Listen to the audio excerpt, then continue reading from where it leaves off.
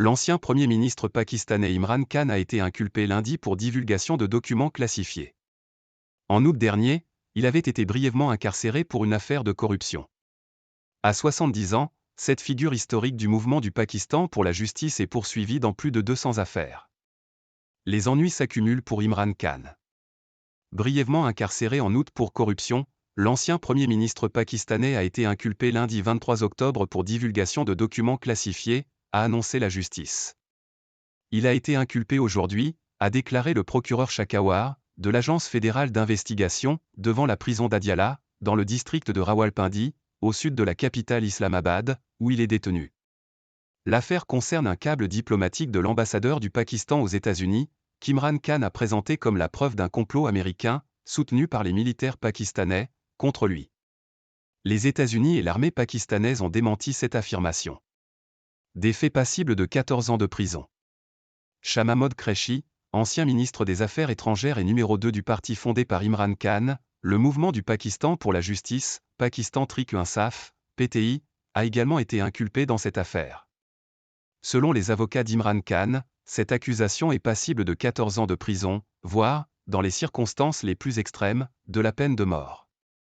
Les deux hommes ont été inculpés en vertu de la loi sur les secrets officiels, qui date de l'époque coloniale, au cours d'une procédure menée dans les locaux du tribunal, sans accès du public ou des médias, a déclaré un porte-parole du PTI.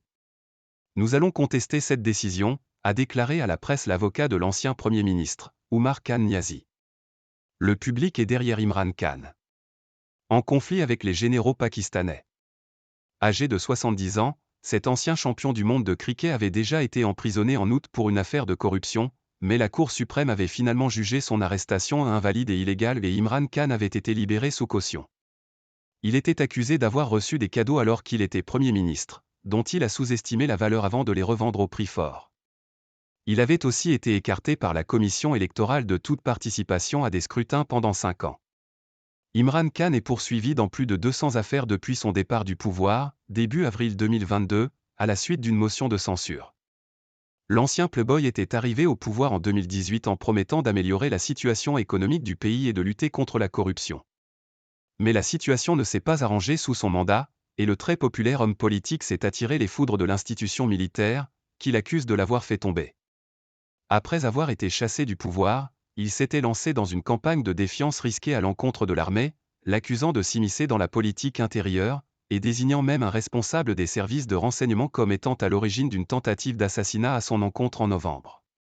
Le 3 novembre 2022, Imran Khan avait été blessé à la jambe après des coups de feu survenus lors d'un rassemblement politique à Wazirabad, dans la province du Pendjab, à l'est du pays. Le Pakistan est actuellement dirigé par un gouvernement provisoire. Des élections, repoussées de plusieurs mois, doivent en principe avoir lieu en janvier 2024. Avec AFP.